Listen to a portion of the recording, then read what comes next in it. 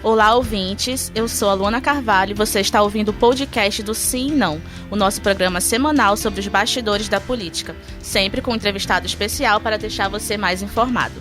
Neste episódio, eu estou acompanhada do editor do Acritica.com e do Sim Não, Dante Graça. Olá, Luana. E da editora do Sim Não e diretora de conteúdo do jornal A Crítica, Aruana Brianese. Oi, gente. Estamos hoje com a presença do deputado estadual Serafim Correia, do PSB. Ele é advogado, economista, já escreveu a coluna do jornal A Crítica, inclusive o Sim Não, e foi prefeito de Manaus entre 2005 e 2009. Olá, deputado. Muito boa tarde, Luana. Alegria de estar aqui com vocês. Alegria de rever o Dante Graça e de rever a Aruana Brianese. Boa tarde. Deputado, além de tudo isso e outras funções e cargos que o senhor exerceu ao longo da sua carreira política, o senhor também é bastante conhecido por seus posicionamentos, né, e por emitir opiniões sobre quase todos os assuntos da atualidade ali na Casa Legislativa. E nós vamos começar essa entrevista falando de um tema que o senhor tem levantado bastante ultimamente, que é o reajuste salarial dos professores. Inclusive, hoje, o senhor apresentou cálculos que mostram que houve um crescimento de 70,42% de repasse do Fundeb aos municípios e 69,47% ao estado do Amazonas.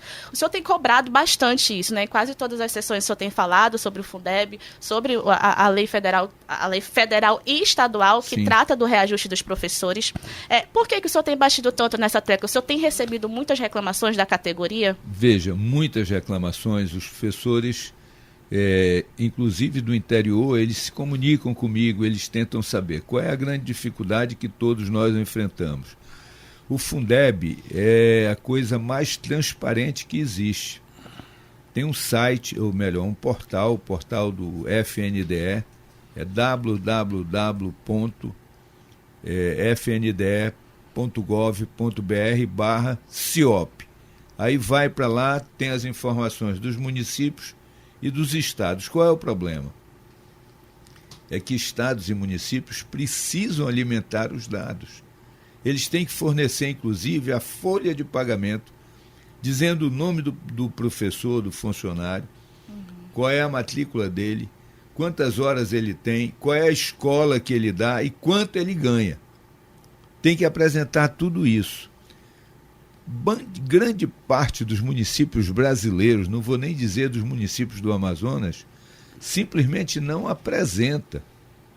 E isso, ele é assim, a cada 2 meses, ele tem que apresentar no 3º mês. Janeiro e fevereiro ele tem que apresentar em março, e por aí vai. Então, por exemplo, de dezembro tinha que ter apresentado em janeiro, novembro e dezembro. Mas a maioria não apresentou. E pasmem, se você verificar, a maioria de estados, inclusive estados grandes, como por exemplo Minas Gerais, não apresenta. Então, os deputados, os vereadores, os professores ficam sem referência de dados. E aí o que ocorreu? Em 2019, junho, o governo do estado propôs uma lei, a Assembleia Legislativa, para congelar os salários até 31 de dezembro de 2021. Eu votei contra, 8 votos contra, mas a lei foi aprovada. O que aconteceu? Os salários ficaram congelados em 2019, em 2020. Em 2019 teve uma sobra de Fundeb. Em 2020 teve uma sobra maior. Em 2021 teve uma sobra maior ainda. Mas isso o professor não leva para a sua aposentadoria. O correto é ele gastar o dinheiro dos 70% do Fundeb com o salário mensalmente, porque aí o professor vai levar para a aposentadoria e o aposentado vai receber. Essa é a realidade. Então, eu sou, vamos dizer, pressionado por professores, por vereadores do interior pedindo, olha os dados do Fundeb do município tal e do município qual. Alguns prefeitos fizeram disso coisa boa para dar o abono, outros prefeitos já começaram a anunciar que vão dar o reajuste salarial, mas eu estou colocando, eu mandei para você inclusive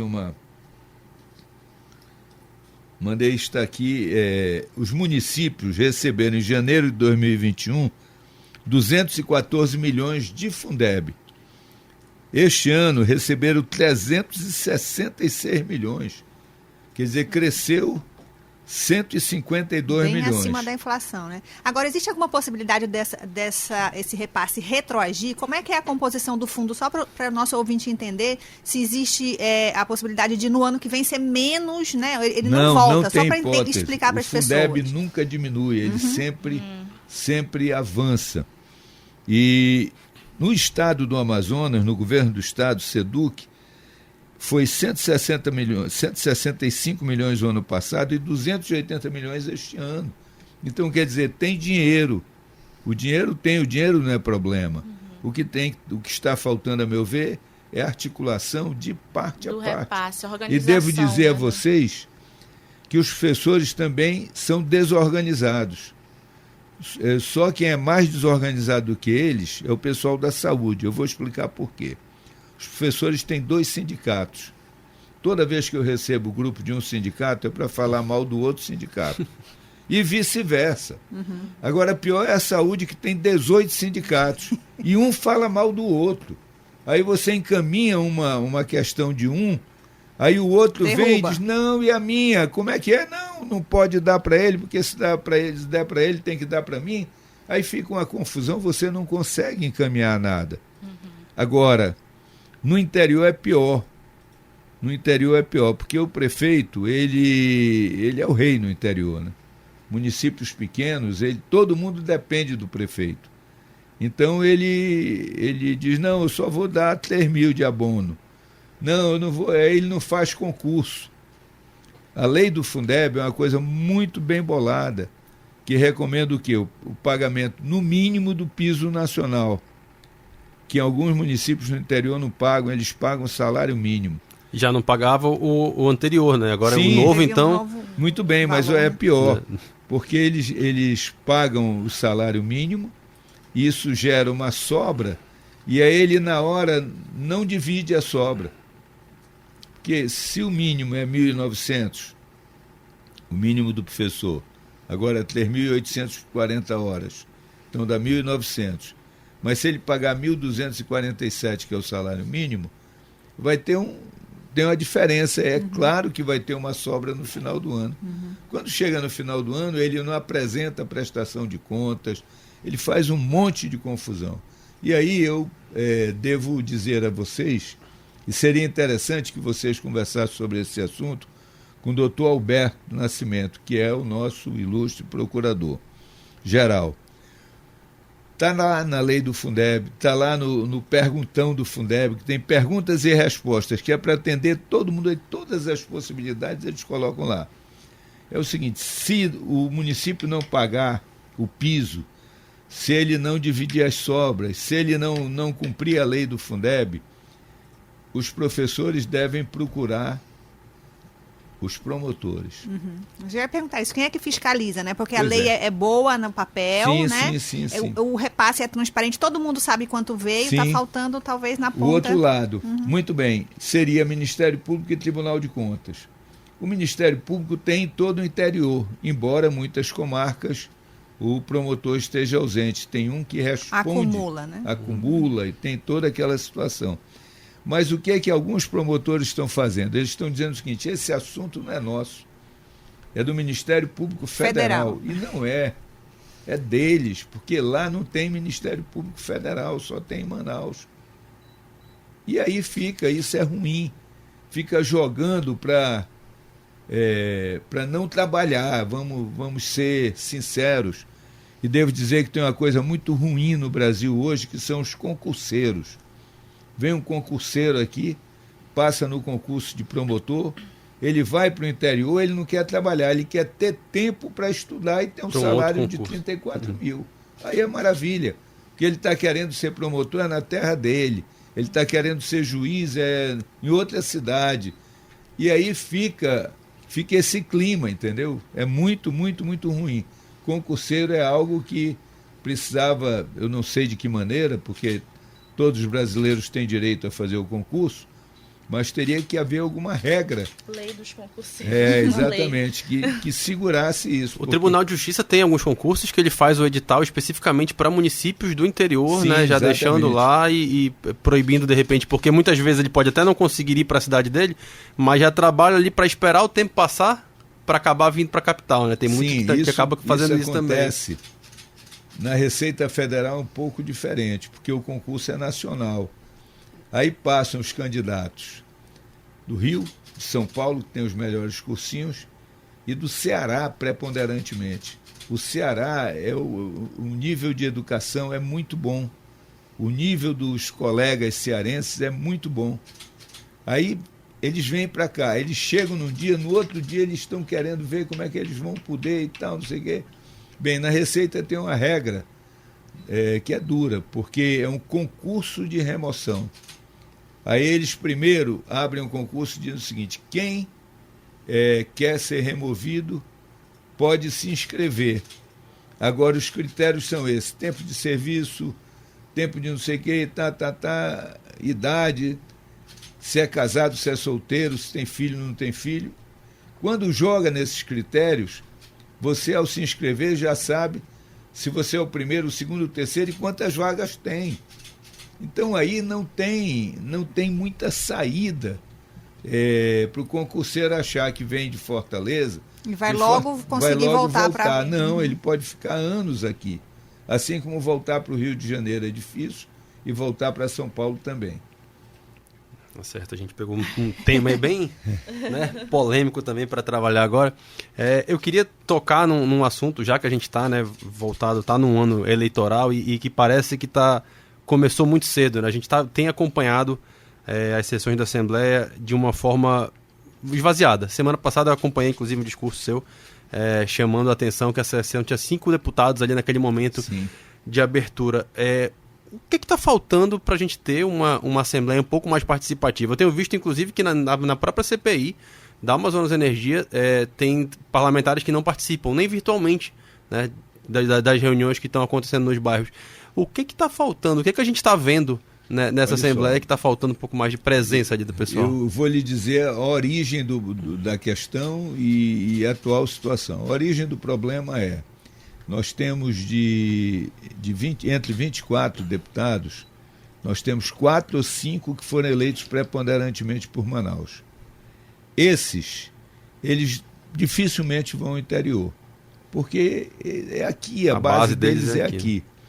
Mas tem 19, 20 que são deputados eleitos pelo interior. Por exemplo, nosso querido Edjuto Afonso, ele é eleito pela Calha do Purus. Ele na brincadeira, a gente chama ele de príncipe do Purus. Aí ele vai para o Purus. Aí, quando ele vai para o Purus, ele termina levando 10 dias. Que ele tem que ir para Beruri, Tapauá, Lábrea, Canutama, até chegar em Boca do Acre. Então, para ele passar um dia em cada cidade, outro dia em deslocamento, ele já gasta 12 dias. E essa é a realidade desses deputados que são eleitos basicamente pelo interior. Os outros não, os outros estão aqui, o eleitorado deles é aqui.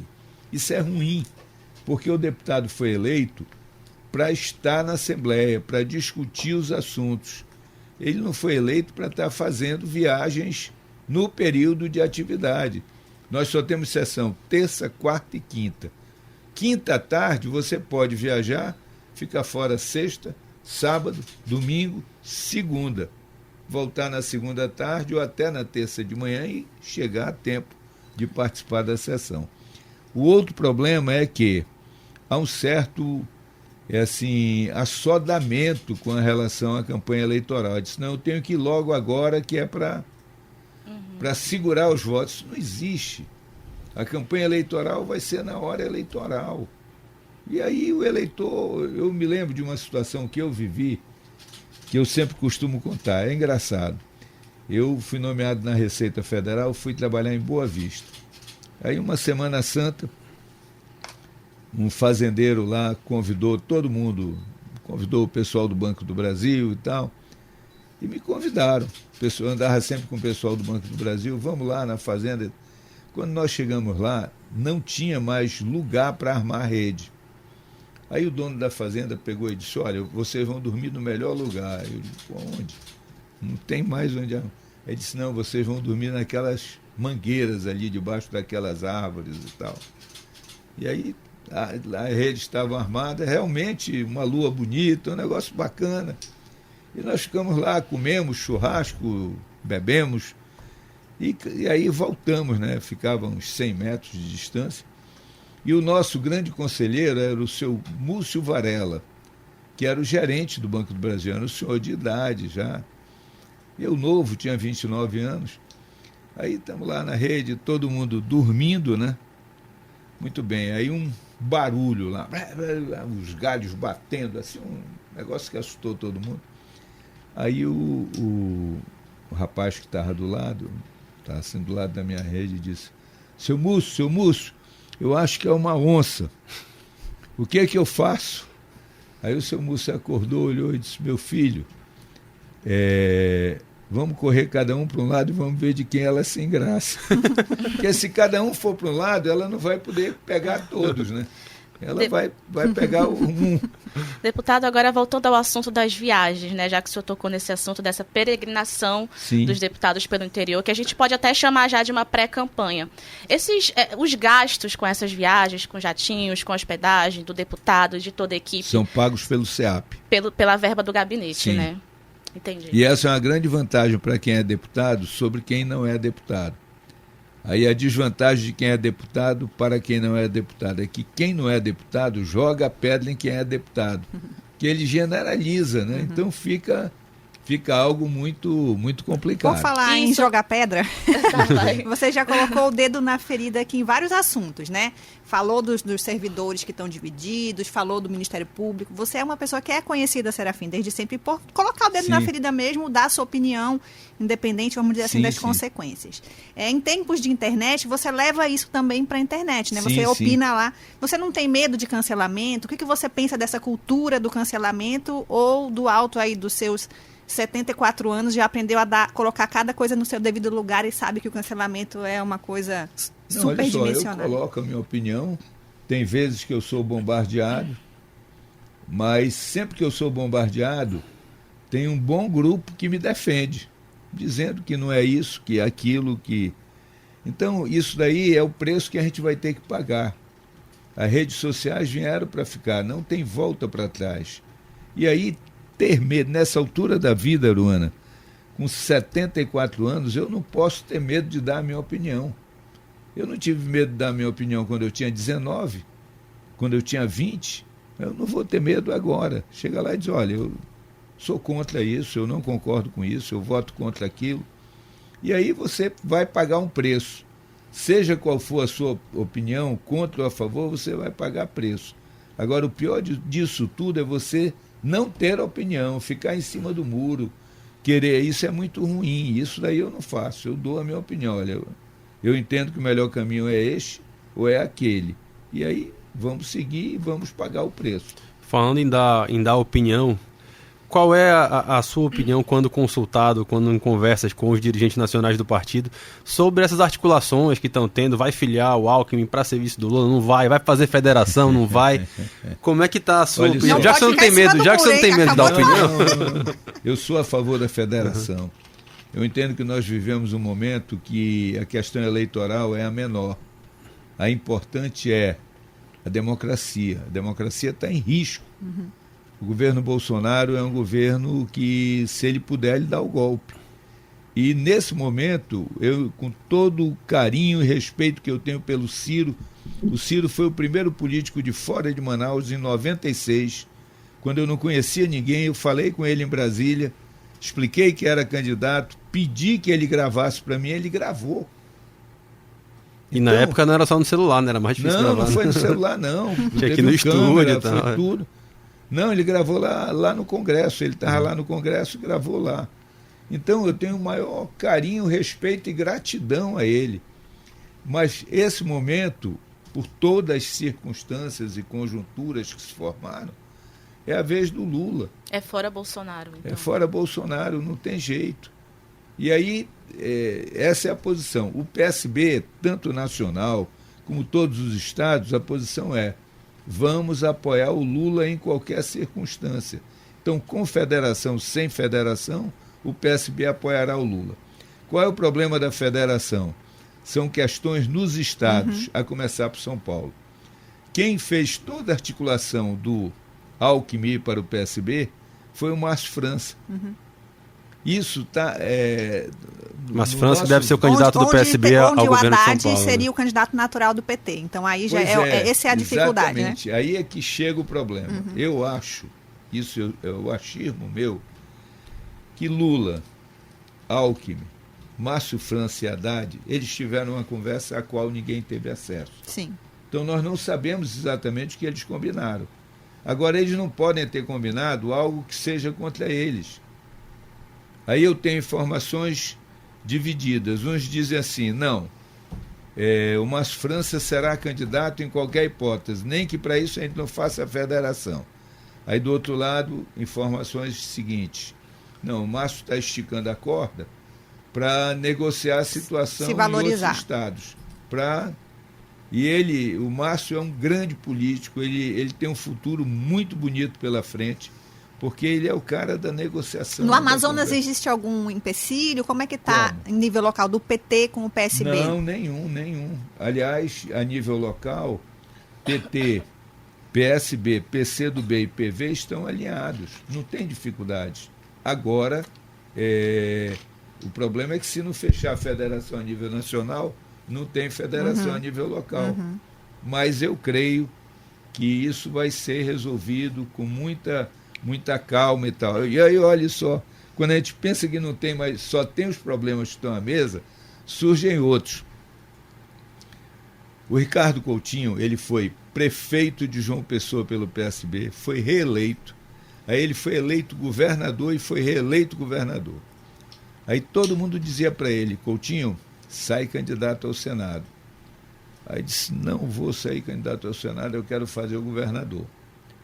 Mas Coutinho, quem é o nome e tal? Aí ele disse, não, vou pegar o nome do meu secretariado. Aí pegou o João.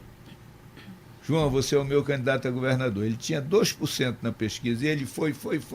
Coutinho botou ele no segundo turno e ele ganhou a eleição. O João assume e o Coutinho achou que continuava governador. E aí começou uma briga. Isso nós já vimos aqui, né? Já. Muito bem. Aí aconteceu lá. Aí o Coutinho brigaram também pela presidência do diretório. O João queria ser o presidente e o Coutinho queria ser o presidente. Aí, decisão da direção nacional. O Coutinho é o presidente. Aí o João disse, porra, então eu vou sair. Aí o João sai. PT. Não, vai para o PDT. Ah, meu Deus. Aí tá, aí ficou, e o Coutinho era, numa demonstração de carinho, de apreço por ele foi eleito presidente da Fundação João Mangabeira. Tudo bem. Aí o João brigou no PDT e foi para Cidadania. Quando agora, o que aconteceu? Terminou o mandato do Coutinho. Aí foi dito a ele o seguinte, Coutinho, já ficaste 3 anos, agora é a vez do Márcio França. O Márcio precisa de uma posição de relevância. Aí elegemos o Márcio França. O Coutinho ficou chateado, saiu do partido e voltou para o PT.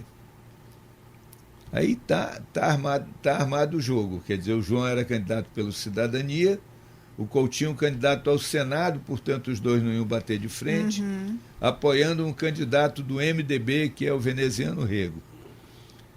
O jogo aqui era esse. Aí o Cidadania faz uma federação com o PSDB. Aí o João disse, eu estou fora do Cidadania porque... isso que eu vi. Voltou para o PSB. Aqui na Paraíba, o candidato do PSDB é o Cássio Cunha Lima, que foi derrotado por ele. Aí ele disse, como se eu fico na federação, eu estou preso.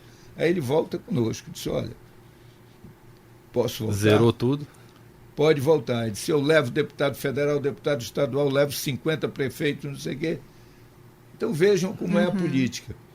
Aí ele volta para o PSB. Se fizer a federação, qual será a situação? Para Vão poder ter que resolver. se engolir. Quem? Eles vão ter que se engolir. Não, mas olha aqui como é. É simples de resolver desde que haja uma boa leitura. Faz a federação, o Coutinho é candidato a senador e o João é candidato a governador. Cada um vai fazer a sua campanha para um lado e o outro faz para o outro. Isso acontece na política. Quantas vezes isso não aconteceu? Eu me lembro, em 94, o candidato a presidente da República do PPB era o Espiridião Amin. Não tinha nenhuma chance. E o amazonino era candidato a governador. Aí o amazonino disse, o meu candidato é Fernando Henrique Cardoso. Aí foi apoiar o Fernando Henrique Cardoso. No dia que o Espiridião Amin veio a Manaus, o amazonino viajou para o interior. E quem recebeu foi o Lupércio, que era deputado estadual, presidente da Assembleia e tal. O que o Espiridião disse? Olha, eu estou andando o Brasil inteiro, está acontecendo muito disso e tal, mas nenhum problema. Os nomes desses eu vou escrever na areia, na praia. Os nomes dos que ficaram comigo eu vou escrever em mármore, para que nunca apague e tal. Então isso acontece na política há muito tempo, portanto não é novidade. Como é que deve ficar a posição do Marcelo, do seu filho, que é vereador e está mirando aí uma eventual candidatura para voltar? O Marcelo, ele tem 45 anos, portanto ele tem vida própria, ele tem título de eleitor, ele tem CPF próprio, e ele vai fazer o que ele achar melhor. Se você perguntar se eu fico satisfeito, não. Eu tenho 35 anos de filiado ao PSB e ele tem 33. Então, para mim, será... Na eventualidade dele sair, o senhor está falando. Se não, ele decidir sair... Não, porque ele não saiu. Sim. Ele está no PSB. Se ele decidir sair, o senhor vai ficar Mas assim. se ele sair, é claro que eu, enquanto pai, não vou ficar legal. Mas eu tenho que respeitar o direito dele de entrar ou de sair onde ele quiser. Porque ele não é mais um menino, ele tem 45 anos. E ele é um grande quadro, farmacêutico competente, bioquímico. Na pandemia ele tem sido da linha de frente. Ele é formado em farmácia, bioquímica, tem mestrado pela Fiocruz. Isso é um lado dele que pouca gente sabe. Continua dando plantão, inclusive, né? Continua dando plantão. Ele é da universidade, no HUGV, e ele é da prefeitura. Como ele pode trabalhar às 20 horas no horário que não for incompatível com a sessão da Assembleia, da Câmara, ele trabalha e continua dando plantão normalmente, até para não perder esse vínculo com a carreira dele, né? Tem trabalhos publicados em língua estrangeira. Então, ele é um filho adorado. Mas para o partido, falando como uma liderança do PSB, essa perda, como que faz para repor no caso dele sair? Em quadros? Eu não sei. Eu ainda não sei. Mas vai ter solução. Vai ter solução. Nós teremos candidatos a deputado federal, a deputado estadual, em qualquer circunstância. Agora, como disse, eu ficarei, eu como pai, obviamente, não gostaria dessa saída. Mas se ele sair, eu vou dizer, meu filho, vai com Deus. É um direito teu escolher para onde tu queres ir e eu tenho que respeitar. Eu não posso dizer, não posso censurar. Como disse, ele é um filho adorado e adorável, solidário comigo, solidário com os irmãos, solidário com Rafa, que é o meu filho que tem problemas de saúde. Então ele é um menino nota... Não é mais menino, ele é um homem nota 10. É um homem nota 10. Deputado, nós temos uma coluna dentro do Sinão que o senhor conhece bem, que é o Sobe e Desce. Né? Se o senhor voltasse a ser editor do Sinão hoje, quem que o senhor subiria e quem que o senhor desceria? Olha só, é difícil. Eu não sou mais o editor do Sinão, hoje sou político. Pode ser uma causa, um acontecimento, um momento... É muito complicado. Eu colocaria no Desce o Bolsonaro por conta do decreto das dragas que estão destruindo os nossos rios, o nosso meio ambiente. E colocaria subindo a Marina, que representa a causa ecológica, que fala para o mundo que é respeitada pelos chefes de governo.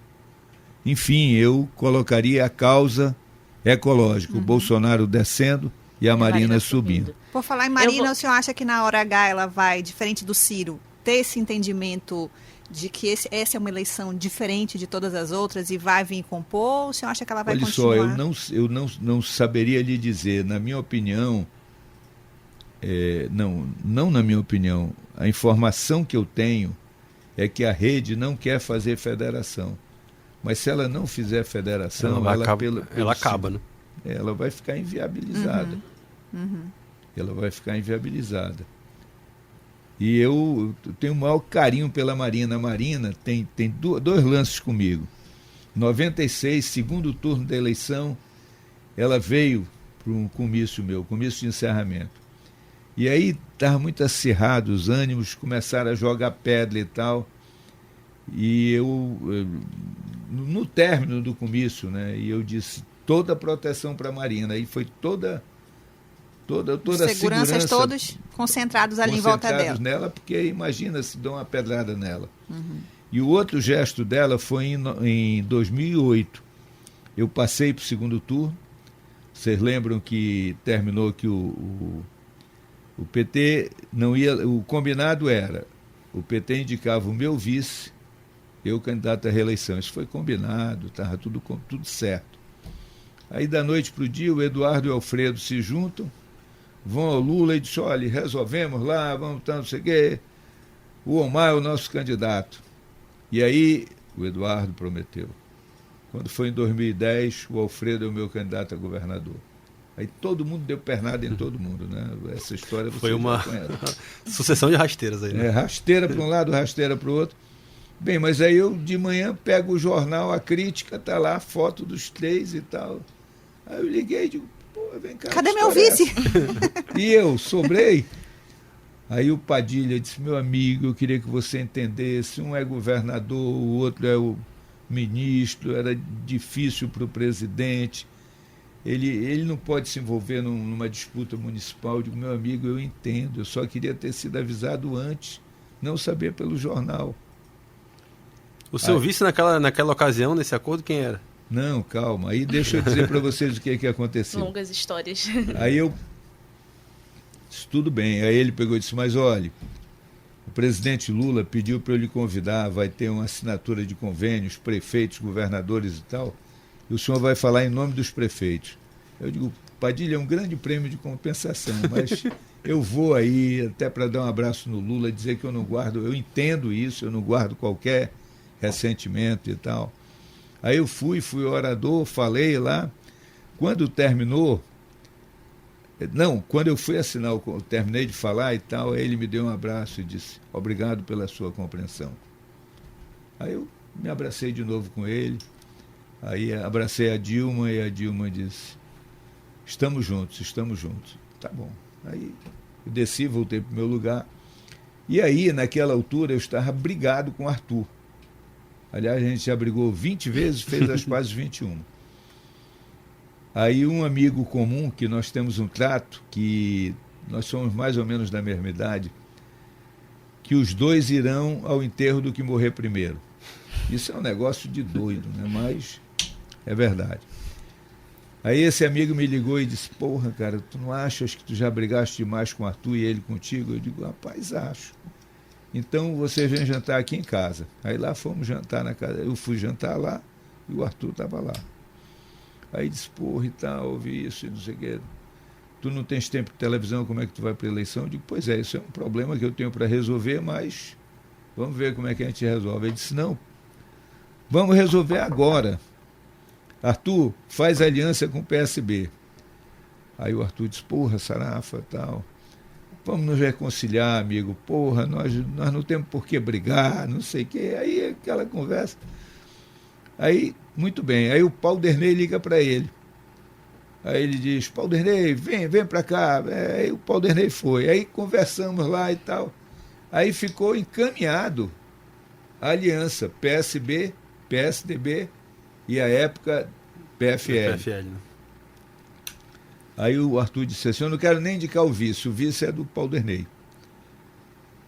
Aí no final, aí várias outras reuniões, né? E o final foi o Maneca, Manuel do Carmo Chaves Neto, meu querido amigo, ele foi o vice.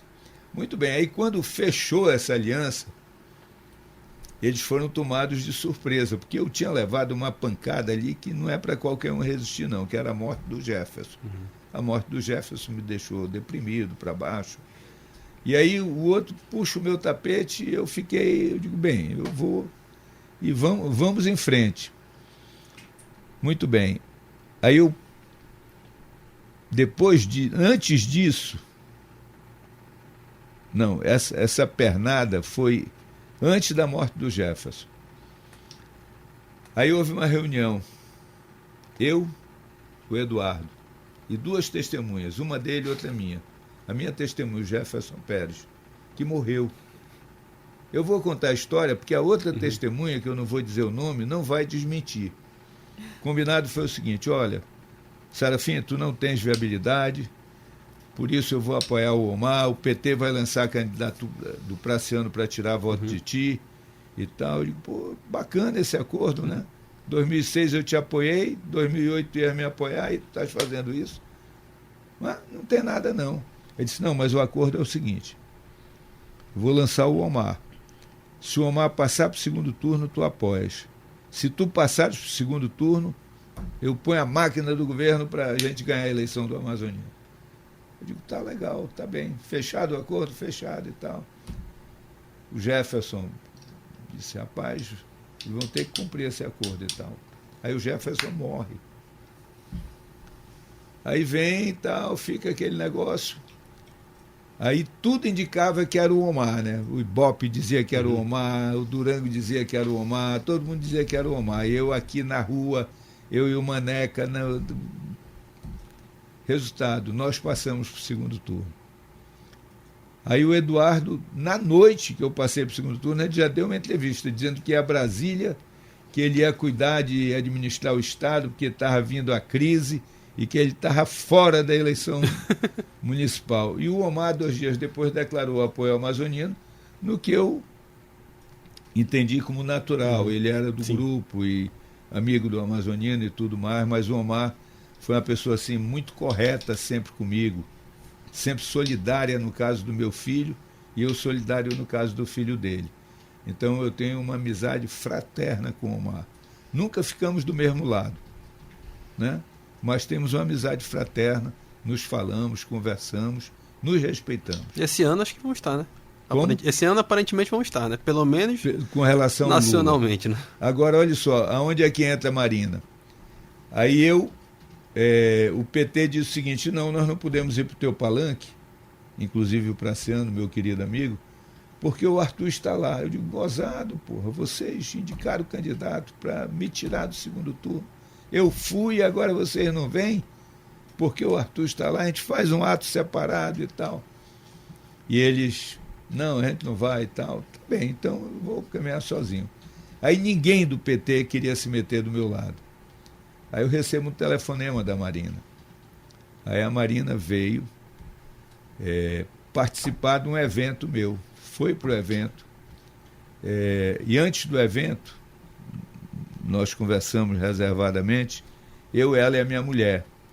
Aí ela disse, meu amigo, eu estou aqui, conte comigo. Ela era ministra do Meio Ambiente. Meio Ambiente.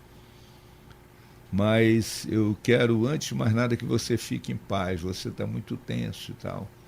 Aí ela puxou um óleo do bolso, e aí botou na mão, passou na minha mão, na mão da minha esposa, e fez uma oração. Aquilo foi um gesto. Entendeu? Não tem. Eu tenho que ser queridíssimo dela o tempo todo.